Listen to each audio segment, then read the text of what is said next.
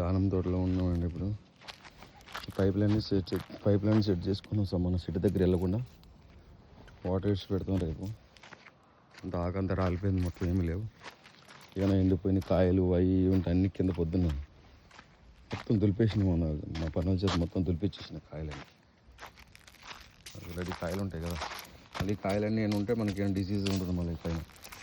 అందుకని ఇప్పుడు మళ్ళీ తర్వాత మన కింద తుడిచేసి బయట పడేయచ్చు. మొత్తం ఆల్మోస్ట్ 90% రాలిపోయింది.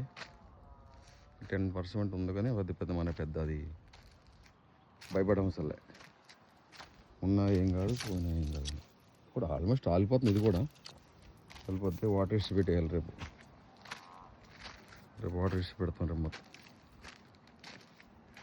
అందుకని పైప్ లైన్ సెట్ చేస్తున్నాం. మొదలకి వెళ్ళకూడదు వాటర్. మొదలకి వెళ్తే ఖరాబ్ అవుతాయి అన్ని పైప్. ఇప్పుడు అప్పుడు ఇంచుమించు 5 నెలలు 6 నెలలు అవుతుంది. అన్ని పైపులు ఎక్కడ పడితే అక్కడ వదిలేసాం కదా, అన్నీ కరెక్ట్గా సెట్ చేసుకుని నీళ్ళు ఇచ్చి పెట్టుకుంటే నీళ్ళు వదిలేస్తే ఒక 2-3 గంటలు 4 గంటలు వదిలేయాలి. ఫస్ట్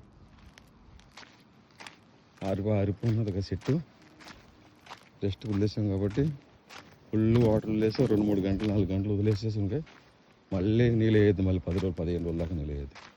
అస్సలు ఓపెన్ అయ్యేదాకా వేయద్దు. ఇంకా అది ఎట్లా ఓపెన్ చేద్దాం మనం చూసి తెలుసుకోవాలి. వాటర్ మనం ఎట్లా అది ఏంటి తెలిసిన దాన్ని బట్టి వాటర్ మేనేజ్మెంట్ మనం జాగ్రత్త తీసుకోవాలి. మేము ఎక్కువ మరీ అంత మనం రోజు వాటర్ అన్నీ ఇచ్చేసామనుకో మొత్తం గ్రోత్ వచ్చేస్తుంది. అంత ఏం రాదు. ఇంకా ఫ్లవరింగ్ ఏం రాదు అసలు.